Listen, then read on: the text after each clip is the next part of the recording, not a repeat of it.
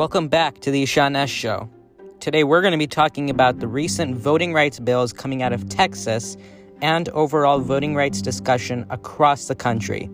We'll be talking about those stories and more today, July 16th, 2021. From Anchor by Spotify, this is the Ishaan S Show, a podcast about the interesting and ever-changing world of American politics from the perspective of a 15-year-old.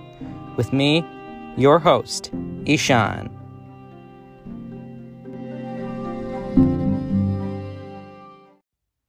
Welcome back to the Ishaan S Show. It's great to have you back on. Before we get on to today's episode, I have a special announcement. The Ishaan S Show now has a website. Very exciting, I know. On this website, you are going to find all the things that the Ishaan S Show is on, including the latest episodes, including this one, the latest posts on Instagram and Twitter, and the new thing, a brand new political news blog. It's going to have political stories that I'm paying attention to and going to cover topics and stories that I may not necessarily be able to get to or talk about in depth here on the show. So with so many things on the website, it's a great addition to the show. So if you want to go check it out, then just look up the IshaanSshow.com or click on the links in my social media bios to get there. And now, without any further ado, let's get on to today's topic. Today's episode is about something that's been going on across America for the past few months now. Most of you know that there have been several discussions on voting rights in this country coming from both Republicans and Democrats, with obviously, as usual, different viewpoints on the matter. Ever since the controversy of the 2020 presidential election, which I may point out had the highest turnout in terms of sheer numbers in U.S. history, and the controversies ever since, many primarily Republican state legislatures have been passing bills over the past few months that have been restricting access to the polls for voters. But it's not just in Republican legislatures and states where these discussions are happening. These kinds of bills are being introduced in legislatures across America.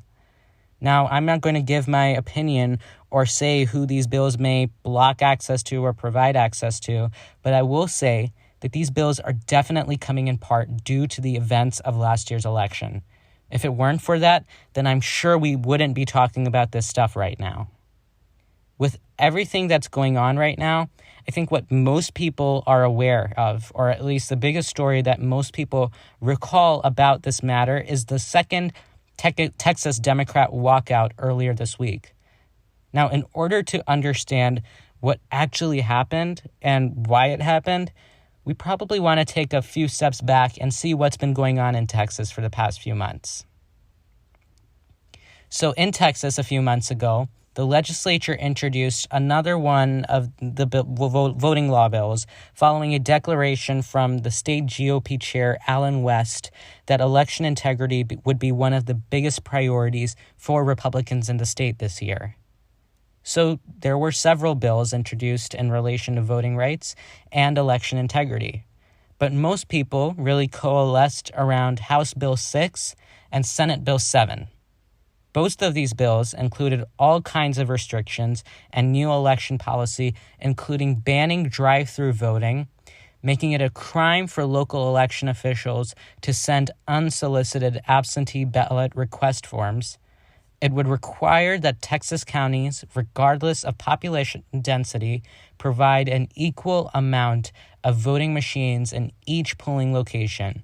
And in addition to that, the bills would limit absentee ballot access to strictly the elderly, people with disabilities, and Texas voters who aren't home on Election Day.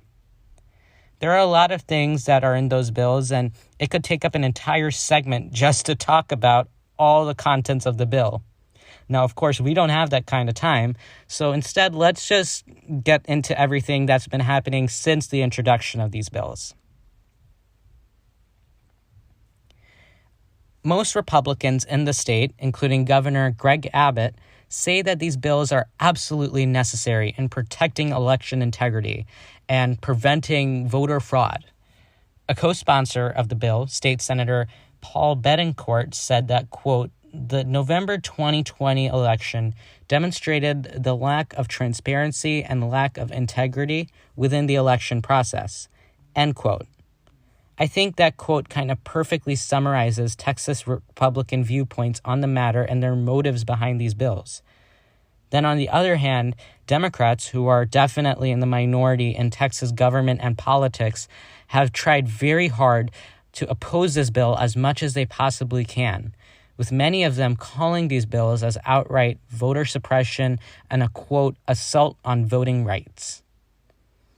There has also been a lot of vocal praise and criticism for these types of bills on the national level as well. In comments about the bills, Senate Minority Leader Mitch McConnell criticized Democrats in Texas for their opposition to the Republican bills and has shown his support for the bills from time to time. I have not been able to find any specific endorsement from former President Donald Trump on the Texas bills, but I think we all know that these kinds of bills have spread out due to the rhetoric that, the former president produced after the election. And we all know that these bills probably got his blessing, like they did across the country. So it's safe to assume that President Trump approves of these bills.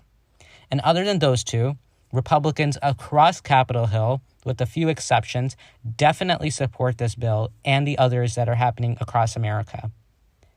Now, as it is in Texas, on the national level as well, Democrats have criticized these bills all they can. But there's a difference. The difference is that on the national level, Democrats are in fact in the majority, so they have a bigger megaphone to voice their opinions and opposition to these bills. President Biden, who was in Philadelphia earlier this week, called the bills un-American and undemocratic. Vice President Kamala Harris has also praised Texas Democrats for their opposition to the bill. From all of this, it's clear to me that this issue is a very dividing issue, and it's an issue that's created a brand new discussion, I guess, on voting rights again in America. Without tapping into my personal views on this subject, the bills and laws that we're talking about today, I'm very confident wouldn't have been talked about or introduced, as a matter of fact, if it wasn't for the so-called big lie or the claims of voter fraud, which hasn't happened on a wide scale or a scale wide enough to even reach 0.01%. But then the constant food fight between Democrats and Republicans in D.C., it's all sprouted this whole argument and this discussion on this stuff. This voter integrity topic, I feel, is not a topic that's coming out of a real discussion or a long-standing problem that either side desperately cares about. The discussion on these bills are just another product of political toxicity in D.C. and across our country. I feel like there wouldn't be this much division and door shutting between either party if this was more of a random bill introduced on a random day. In fact, I think Democrats and Republicans would be willing to work together if the circumstances were any different. But of course, it's the political discourse in our country that has turned something as crucial as voting in a democracy into a hot-button issue. Okay, so that was a look at the position of the bills, what's been said about them, and how it's sprouted a discussion. When we come back, I'll talk about the events that have occurred so far in the voting rights issue in Texas, the walkouts, and more. We'll be right back after this short break. All right, so we're back from the break. Now back to Texas. On these bills, there was an initial vote in May to try to pass these bills. For most Democrats who didn't know procedure in the legislature, they thought it was probably game over for voting rights in Texas. But Texas Democrats actually gained national attention when they walked out of the chambers and were absent from the vote in the House. In the Texas legislature, like many across the country, there is a strict quorum requirement that mandates the presence of at least 2/3 of the members in the chamber in order to proceed with daily business or to vote on bills. With Texas Democrats walking out of the chamber, Republicans were unable to pass the bill or even get to normal business since they didn't have enough people to get anything done. While it was a win for Democrats, it was seemingly short-lived when Governor Abbott used his constitutional authority to call a special session of the House on July 8th. This special session wasn't just for the voting bill, but it included a slew of Republican wish list items like taking on big tech and attacking critical race theory. But the topmost priority was definitely getting the voting bill for a vote. With this mandated special session, there was a lot of stress and tension going about Democrats on the national level because Texas Democrats couldn't just leave the chamber again. Where would that leave things on the voting rights bill and all the other things that they were going to talk about? So as that date inched closer and closer, there wasn't any clear, solution or thing that the Democrats were going to do about the issue, and nothing that we knew about. That was until July 12th when it was leaked that there was a potential of another walkout. But it wasn't clear why they would be walking out again or whether it made sense to. I remember getting that Twitter notification and thinking to myself that another walkout is just going to repeat the same thing. There was no point to it. But then more reports came out later that day which said that Texas Democrats were going to invoke the nuclear option. Not to be confused with the filibuster, which is also referred to as the nuclear option. I'm calling this the nuclear option. And they were going to invoke the nuclear option, and which was instead of walking out of the chamber, they were going to walk out of the state. Wait, okay, so let's make it clear. They did not literally walk out of the state. They flew out or drove out or something, but they left the state. Now, this was something that very few people outside this group saw coming. I know I didn't see it coming. Leaving the state, literally fleeing it, is something that hasn't been done since the George W. Bush administration. Now, this got even more national attention because it's one thing to not have people in the chamber to vote, but it's a whole other thing when you can't reach a 2/3 threshold in the House because the opposition party isn't even in the state. At least 59 Democrats left the state and headed over to Washington, D.C., where they got to meet with U.S. senators like Amy Klobuchar, Jeff Merkley, and Raphael Warnock. They also got to meet with Vice President Kamala Harris, who has been tasked with, among other things, voter rights by President Biden. And speaking of him, the group will also get to meet with the president soon at some point. Now, you might be wondering how legal this might be if it's a mandated constitutional special session. And to be honest with you, I'm not entirely sure of how illegal or legal it is and how enforceable it is. But technically, Republicans can send Texan law enforcement and arrest Democrats and quite literally bring them back to the House chamber to vote. In fact, Governor Abbott said that he would be willing to arrest the Democrats once they return to Texas and said in an interview, quote, "As soon as they come back in the state of Texas, they will be arrested, they will be cabined inside the Texas Capitol until they get their job done," end quote. After that, he also issued a video statement condemning the walkout. Take a listen. The Texas Democrats' decision to break a quorum of the Texas legislature and to abandon the Texas state capitol, that inflicts harm on the very Texans who elected them to serve. As they fly across the country on cushy private planes, they leave undone issues that can help their districts as well as help the entire state. Issues like property tax relief, funding to support sheriffs and law enforcement in high crime areas, funding for children in our foster care system, and funding for retired teachers. The Democrats must put aside partisan political games and get back to the job they were elected to do. Their constituents must not be denied these important resources simply because their elected representatives refuse to show up to work.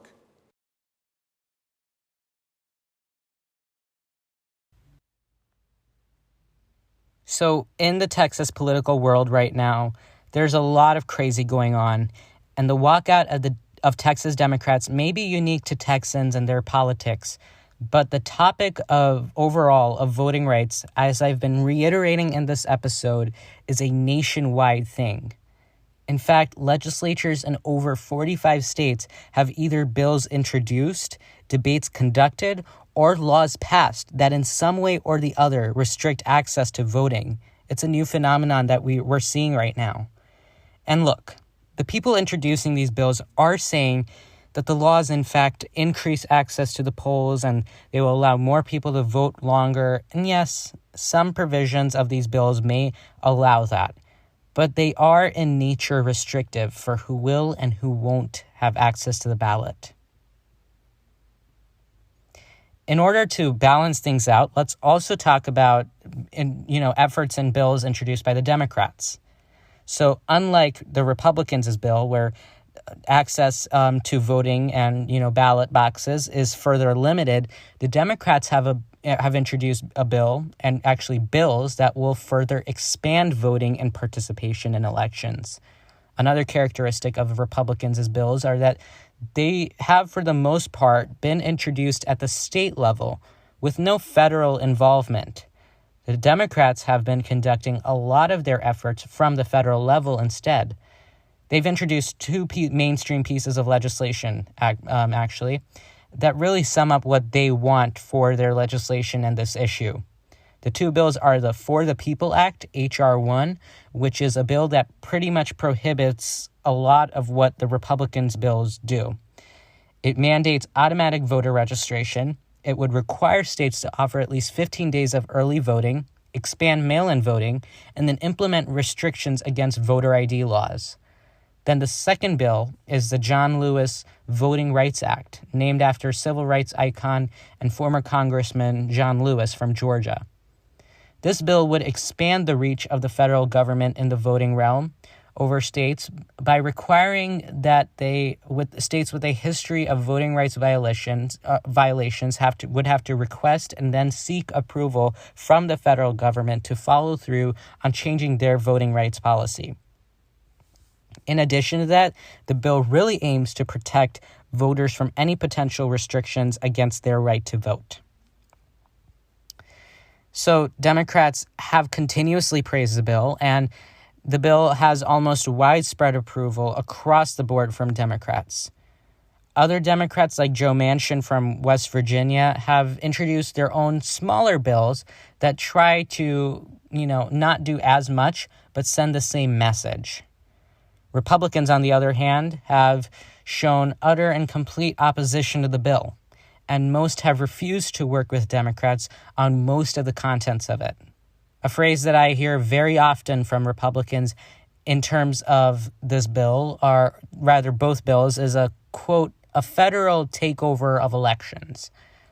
Republicans don't like the idea of the federal government having so much authority over the voting process and would rather prefer the states control their voting. For Democrats, it's a matter of principle over anything else. They have always been advocates for big government and believe that the federal government is the best resource and has the most responsibility in protecting rights and freedoms and authority over other things like this. So they introduced it at the federal level. So there is an ideological difference behind these bills. Now look, bills from both sides are drastically different from one another, and they try to send completely opposing messages to the people that these bills impact. Now I'm going to insert another spiel of mine here. Democracy is about the people. It's about the people voting for what they feel is best for them and their country. The bills that we see today come from two different schools of thought. From the Republicans, it's democracy that is aimed at limiting things like voter fraud by restricting some major voting practices and thereby making sure that all votes cast are not fraudulent and protect election integrity. For Democrats, it's democracy that's aimed at expanding to new levels, making sure that whoever qualifies to vote and wishes to vote has an easier time making that happen and participating in democracy and making their voice heard. Regardless of which bills you support from the Democrats or the Republicans, it's important to educate yourself on all the options on the table before you instantly begin berating the other side. just because you don't agree with them on an ideological level. That's what's happening with our politicians right now. Instead of sitting down and talking with one another, they are publicly fighting and arguing with one another without lowering the temperature and talking, discussing, and trying to fix the real problems we face. To my listeners, make informed policy decisions when you are presented with situations such as having to choose between the Republican voting bills and the Democrat voting bills. And that's my take on this issue without giving away my opinion. We'll need to see where the Texas issue heads and wait for the Democrat bills to reach the Senate. I know that this topic is not going anywhere for a while, so the Ishaan S Show will continue to report on it whenever, it becomes more prevalent. That does it for us today, guys. If you liked this episode and liked my analysis, then follow our Instagram and Twitter at the Ishaan S Show for breaking news updates and posts about the show. Check out our new website, theishaanshow.com, for all new episodes and the brand new political news blog. DM me on social media or email me if you have episode topic suggestions, and share this episode and all the others with your friends and family. Thank you all so much for your support, and I'll see you guys next week. Bye.